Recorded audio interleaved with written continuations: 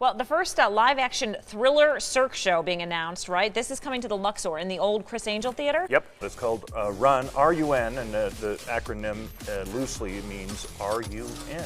Oh. It asks you that when you get in, because if you say no, you might as well go somewhere else. Oh, got it. And Daniel Lamar, who's the president of Cirque du Soleil, has said the acrobats are not going to be in this show. Acrobats out, stuntmen in, and stunt acts in this show. And it opens on October 24th and is the replacement as the 7th Cirque du Soleil show in for Criss Angel's Mind Freak, which either way you can't go wrong. But we'll see how it unfolds. Theater going is always going to be a game of managing expectations. Low expectations, perhaps you'll be pleasantly surprised. Too high and you risk disappointment, but lowered expectations can be a good thing. If you go in expecting very little, there's always opportunity to be charmed. Overblown expectations for a show that doesn't live up to the all-important, hyperbolic word of mouth can be more of a disappointment for the audience. And with sky-high expectations, there's further to fall if you don't like what everybody else does. But I don't think I'm alone in feeling that my disappointment is coupled with the desire to puncture that hype bubble. Critics and fans are always going to have to manage expectations, but ultimately, when Cirque drives a wedge between two groups claiming certain experiences are for attracting new fans and not the old ones, it draws a divide that shouldn't exist. Ultimately, the fans are the only critics that truly matter. Of course we want to like every new Cirque production, and hope they touch us to our absolute core, but that's not always the case.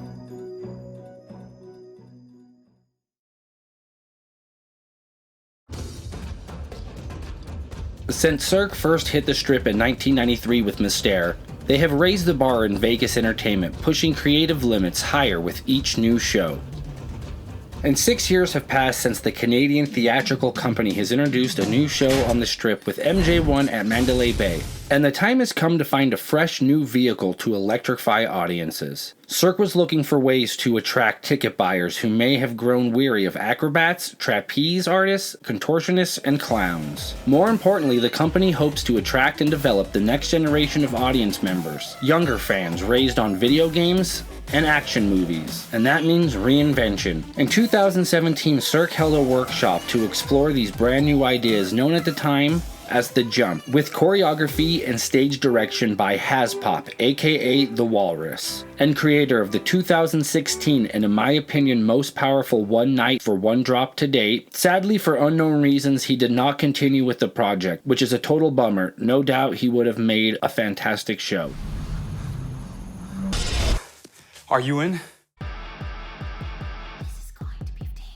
On April 30th, 2019, Cirque du Soleil announces R.U.N, the 47th original production and 10th resident show to be presented on the Las Vegas Strip, will take up residency inside the newly remodeled Luxor Theater, replacing the long-running and extremely polarizing Criss Angel Believe and Mind Freak Live respectively. Different by design from other Cirque shows within the Cirque portfolio, fans who want acrobats can find them at any other of the 6 Cirque shows on the Strip. R.U.N is all about the stunts, celebrating a whole new breed of performer, and will draw inspiration from action movies and graphic novels. An action-packed live performance happening in front of and around the audience, offering a new form of entertainment for the more diversified Las Vegas guest. We want to give people something totally different, says Daniel Lamar, president and CEO of Cirque du Soleil, creating not just the first of its kind, but a one-of-a-kind experience, a pure stimulation overload. Unlike most Cirque shows, R.U.N is not intended for a family audience. It is not a children's show. Cirque wanted to come up with something a little more edgy to get the millennial audience, people who are more fans of action and horror movies as well as graphic novels. A lean 75-minute runtime full of F-bombs, gratuitous violence, and adult situations, combined with a non-stop, overly aggressive, and ridiculously loud soundtrack attacking your senses and insulting your intelligence. Cirque reps are quick to point out that the show isn't all doom and gloom by not going after any one specific demographic and just diversifying what they can actually do. The name blends meanings and can be read literally as run or with a more immersive connotation, R.U.N. The production had been loosely referred to under the working title The Jump, but Lamar's 21-year-old son saw the word run and called off the letters R.U.N. And when you see it that way, you feel the possibilities of being part of the action, Lamar said, and that's what we're looking for. Adding screens and surrounding the spectator as much as possible to create this idea of being part of the action. When conducting research about what people were looking for in terms of new content in Vegas, people wanted to see a show where they were not just a spectator, but they had the feeling that they are a participant, and that's why immersive is the key word. Although it remains the dominant entertainment force in terms of ticket sales on the Las Vegas Strip, Cirque recognizes that audiences are changing and the demand is evolving. You have no idea how important it is for us to go in a new direction, Lamar says. We're hoping to attract a younger crowd. As soon as you see the visuals of the show, you will get it in a heartbeat. We are trying to bring a very different type of show to the Strip, so this is exciting. If I had to make any comparison, I feel the same way I felt when we opened Zumanity in 2003. People are going to have to understand from the get-go that they are not here to see Mystere. Hours after Cirque announced Run, the first live-action thriller would take over his old home at the Luxor, Chris Angel posted, "Sorry Cirque, it's already been done." Why are we storytellers? When you create story, you're able to bring people on a journey. You're able to plant any seeds that you want in the heart of people. Because true stories have the foundation of purpose. And it's such an amazing job to be a storyteller.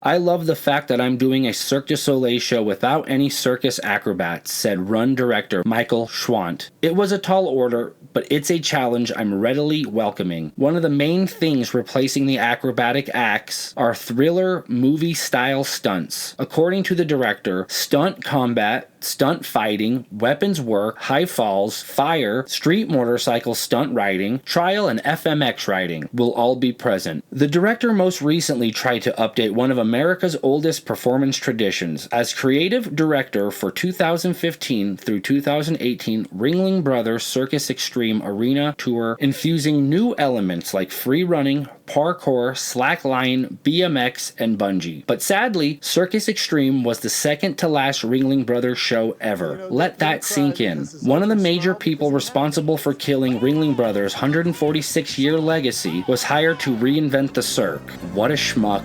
Good luck. Get out of here, bitch! Get out of here! Written by Robert Rodriguez, filmmaker and visual effects legend, shoots, edits, produces, and scores many of his own films. He is known for helming the cult classics 4 Rooms, From Dusk Till Dawn, The Faculty, Shorts, and my personal favorite, Planet Terror. 2005, he would co-direct Sin City with Frank Miller, the original creator of the comic, capturing arguably one of the greatest graphic novel adaptations to date. December 2013, Rodriguez launches his own cable television channel, aRe. Most recently hooked up with James Cameron to bring another beloved piece of fiction to life with the manga Alita Battle Angel, seriously one of the most visually pleasing film experiences. Unfortunately, the story not so much. Cirque has always nurtured its relationship with Rodriguez. Because of his movie experience, he is able to write a story that will be compelling, and the narrative will be easy for an audience to follow. So if anyone can bring Run to life, Rodriguez is as safe a bet as one could place. This dude definitely understands the genre and has been perfecting his craft since the early 90s. Run is like just full on, full tilt, action stunts, no acrobatics like other Cirque shows. It's a new type of show, and with storyline that you can follow through the voiceover of multiple characters. Music from Tyler Bates. Born June 5th, 1965, in the City of Angels, musician, producer, and composer for film, television, and video game scores. Most of his work is in the action and horror genre. Bates began his career in the 90s, scoring low-budget films Tammy and the T-Rex and The Last Time I Committed Suicide. His break into the mainstream arguably came in 2004 with the hugely successful remake of Dawn of the Dead, and followed that up with Rob Zombie's underrated opus The Devil's Rejects. My personal favorite score of his comes from the 2010 film Super, starring Rainn Wilson. Most recently scored John Wick, Guardians of the Galaxy, Deadpool 2, and The Spy Who Dumped Me. I only mention because of that notorious trapeze scene in the film. You know the one. Yeah, that one. I do admit the music is pretty intense, and I can definitely see why they went with him for this project. It was a lot of fun for me. It was the closest thing I could do as far as recorded music that is a live performance. Set designer Bruce Rogers previously worked with Cirque on the other extreme sports themed show Volta. Creative director Stefan Milchevic, fresh off Cirque's first breakthrough ice skating spectacle, Crystal. Though Cirque is breaking out of its mold with R.U.N, some of the most familiar elements of the show will remain. The characters' facial makeup and costumes will embody the dreamlike qualities of its other shows, but with a darker hue and harsher lines, taking their inspiration from street gangs and futuristic action films. Tattoos, piercings, and realistic scars have been added to the makeup effects. All of the costumes are handmade in Cirque's headquarters in Montreal, from fabrics that are hand-printed and hand-dyed. Even the belts, buttons, and shoes are handcrafted with the show's specific elements such as pyrotechnics and cyclist stunts in mind.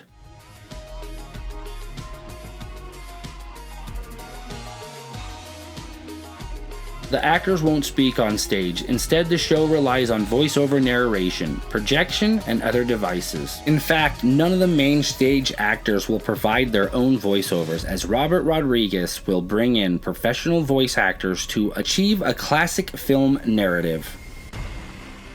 Me, leader of the Street Kings. Is he brave? Stupid? Both? Neither? Or just plain crazy?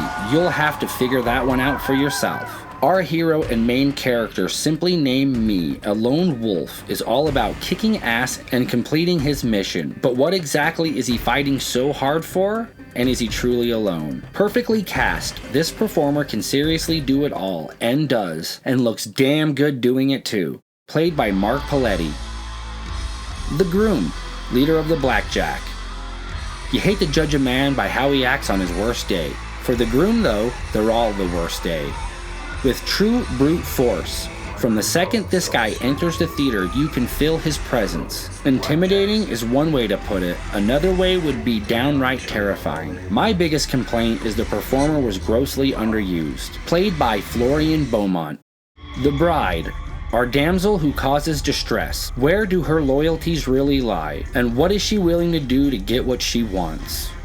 She may be beautiful, but she definitely isn't sweet. Great on a bike and quick on her feet. Just as comfortable throwing down some sick-ass dance moves to kicking you square in the face. This performer is truly a triple threat and one of Cirque's best casting choices. Played by Emily Kalin.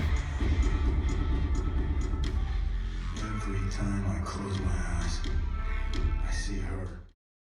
The Professional. Seems like a loser till you try to lose him. This character is very interesting. During animation, he goes around and fucks with the crowd, leading you to believe that he's the comic relief. No clowns welcome here. However, as the story progresses, other than a few well-executed pratfalls and some over-the-top dialogue, there's nothing really funny about this character. The performer was hired under a clowning contract, but sadly it was downgraded to an acting role during the creation process. Played by Sam Furlow. The Doctor.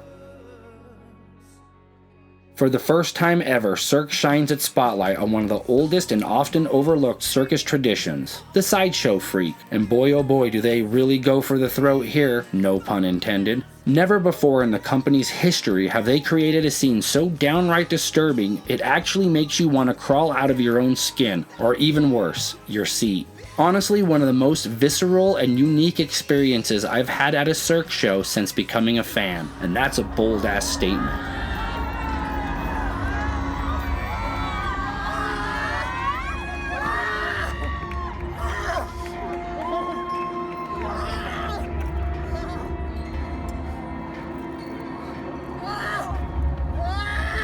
This character is shared between two actors because the role is so physically demanding that it cannot be performed by the same person 10 times a week. Played by Andrew Stanton and Ozzy Blood. Everything I do is 100% real, which I could end my life at any moment. There is no magic, there is no illusion. The Street Kings. Is there such a thing as a good gang? Probably not. Our hero's crew is always there to back him up when surrounded. Their gear may be shiny and colorful, but they are anything but. The Blackjack. The Groom's mob is full of thugs, heavies, muscle, and henchmen in suits, and those are the nicer ones. When it gets down to business, the Blackjack get nasty. Each gang is here to provide two very important elements of the show: fighting and stunts, and the dancing. Lots and lots of dancing. Oftentimes in dance, there's chunks of people who learn the same choreography, but that's not the case here. Every single person was choreographed differently. When you have 25 people fighting on stage, that's 25 people who have to be choreographed. They're doing completely different things. Even in scenes that have dancers, we have very little synchronized choreography, and that's by choice. And that's just downright mind-boggling. Eventually this would lead. July 18th, 2019, during Comic-Con, lucky guests attending the fandom party at the Hard Rock Hotel in San Diego got the first look at a R.U.N.-inspired act with a live performance by music composer Tyler Bates and voice-over narration by the acclaimed filmmaker Robert Rodriguez, the show's writer. The theater and lobby. Hands down the most well thought out and interactive lobby Cirque has ever created. From the second the flashing neon sign on the casino floor grabs your attention, you're unwillingly pulled into its design, leading you through the ticket booth, where halfway down the long graffitied hallway, styled after a gritty subway platform, and just beyond the gift shop, you'll encounter the theater doors. Get ready for the ride of your life. Enter through the back alley and down the cobblestone. Make sure to step over the manhole. It wobbles. The first door is slightly open, but I wouldn't recommend going in there. My first instinct is to peek into the giant window, but quickly noticed I was being watched by some type of sadistic madman. Something else grabs my attention, a ringing phone. In fact, this phone booth is wide open and just begging for you to pick it up, but beware. An ominous door reads, "Do not knock," but once again, curiosity gets the best of me. Can't you read, asshole? No knocking. Get out of here. I said fuck off. Should have just kept walking. This tattoo shop's always open and free. No appointments needed here. Are you in for one of these extreme designs? And possibly some hepatitis? One staircase leads up, but seems to be locked. As you walk past the insane street art, pay close attention and look for clues, for they may be your only way out. A seedy wedding chapel sign reads, "Tell Death." Seems about right. Looks like someone was trying to get away in a hurry. I wonder if they're okay. You've made it to the security checkpoint. Walk through the metal detectors and into the loving arms of the bouncers. A push cart vendor yells, "Hot dogs! Get your hot dogs here!" The lobby has an early 90s underground club vibe. It's dark, it's loud. The perfect place to score an 8-ball or get stabbed. Glory holes, anyone? Follow the countdown clock into the 1,500 seat theater. As you take your seat, this place will literally take your breath away, and possibly your wallet and car keys too. A 120-foot by 50-foot video screen boasting almost 23 million pixels. Projection is a huge part of the show, and is used in different ways in every chapter to keep it fresh. It may move a scene, create an environment, or often a perspective change. The price tag for R.U.N. is $62 million, making it one of the company's most expensive Vegas shows. And this gamble comes at a time when tourists for the city has remained relatively stagnant. Previews began October 24th, with the official gala premiere November 14th, 2019.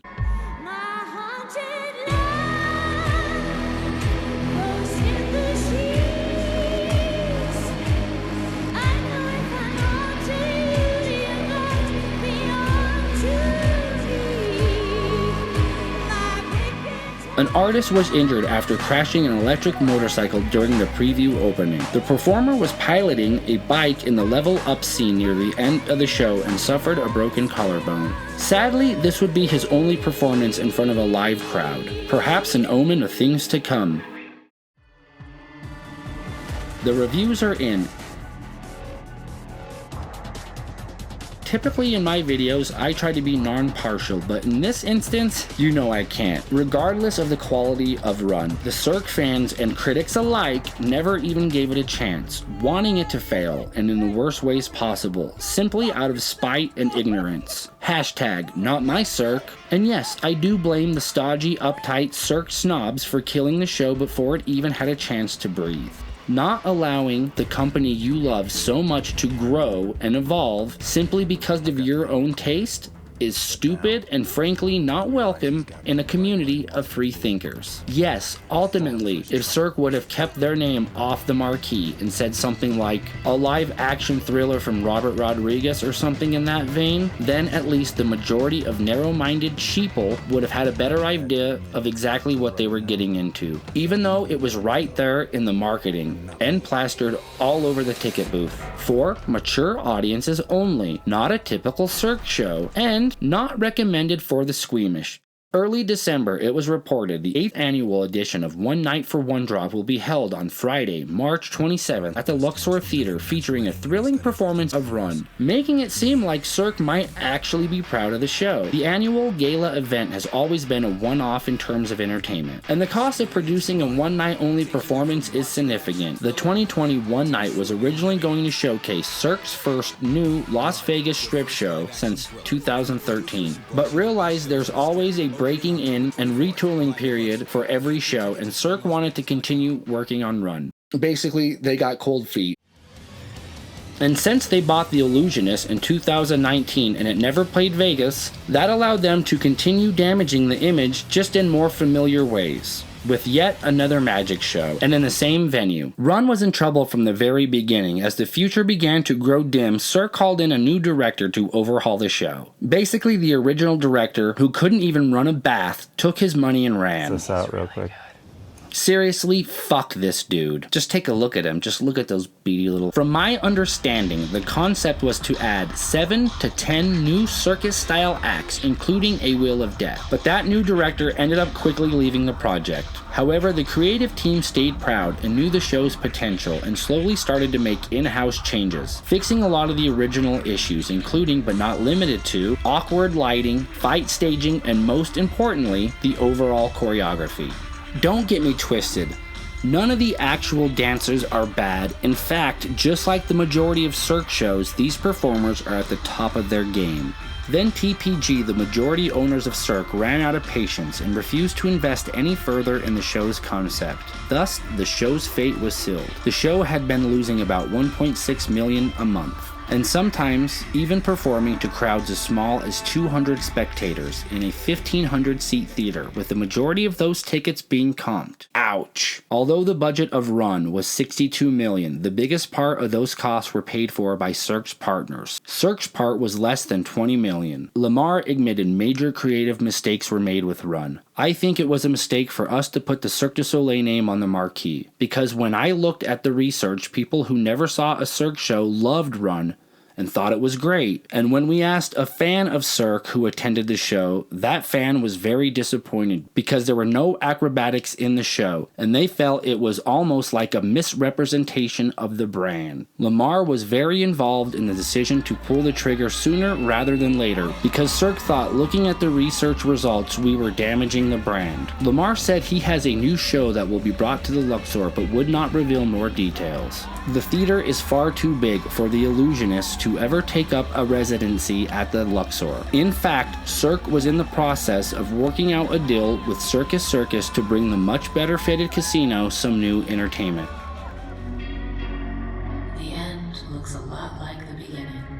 February 27th, 2020. Around 8 p.m., Cirque released a statement announcing R.U.N would take its final bow in 10 days. And just one day after announcing the closing of R.U.N, classy Criss Angel once again takes to Twitter, but this time in a twist, he actually wasn't wrong and expressed sympathy towards the performers. And on March 8th, 2020, after only 4.5 months and a little over 100 performances, claiming the new spot of Cirque's biggest flop, knocking out Banana Spiel, which ran for 11 months, R.U.N was quietly swept underneath the rug and erased from all major creative parties' bios. Seriously seems like nobody wants this blemish on their resume. which just absolutely pisses me off to my very core. In all honesty, it hurts me the most when I think about the poor performers and the situation they had to go through all in 1 year. Straight from the highest of highs. Signing a contract with Cirque, training in Montreal, moving to Las Vegas, possibly even buying your first home, only to open with horrible reviews and performing nightly to non-existing crowds and very little to no respect from the fans or community, and I couldn't even imagine. However, without the business, there's no show. That's just how show business works. And I'll be the first to admit R.U.N. was not a perfect show, far from it actually, but it most certainly wasn't the worst, nor the first time one of their productions got off to a bad start. And I know in my heart, if it was given the proper time to grow, R.U.N. could have changed the way we consume live entertainment. Out of the 21 other Cirque productions I've seen live, I have never met a more humble and hardworking professional cast and crew. A bit green to the process of running a live theatrical extravaganza of this caliber, sure, but you also need to remember R.U.N. was the first of its kind. There was no blueprint, yet everyone involved rose to the occasion and far surpassed my extremely high expectation. There's conflict involved. Douche. There's But a far more serious threat was about to emerge, jeopardizing not only the future of Cirque, but the entire entertainment industry as we know Cirque du it. Soleil has filed for bankruptcy. Entertainment group Cirque du Soleil, meantime, in financial trouble. This is terrible, isn't it? Now more than 3,400 people who've been furloughed will lose their jobs. A company spokesperson said the COVID-19 pandemic is to blame. This afternoon, Zumanity has taken its final bow at New York, New York. Cirque du Soleil informed the cast and crew about the permanent closure today.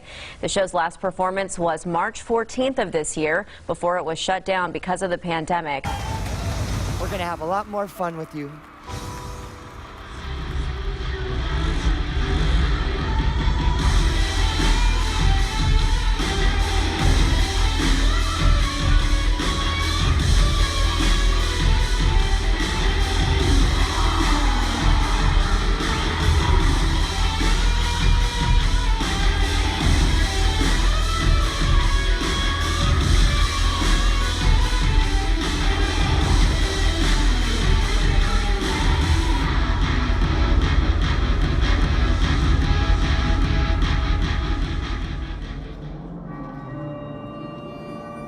Are you in? Till death do us part.